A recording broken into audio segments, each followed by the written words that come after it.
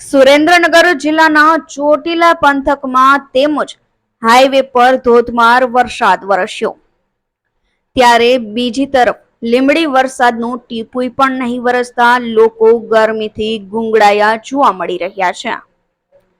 ત્યારે ચોટીલા પંથકમાં ભારે વરસાદ વરસતા વાતાવરણમાં ઠંડક પ્રસરી જવા પામી હતી। ત્યારે ચોટીલા પંથકના ખેડૂતોમાં આનંદની લાગણી પ્રસરી જવા પામી હતી।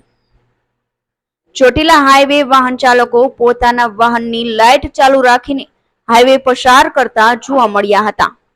ત્યારે ચોટીલા નેશનલ હાઈવે પર વરસાદના પાણી ફરી વળ્યા હતા। કલ્પેશ વાઢેરનો report, Gujarat national TV news, Surendranagar.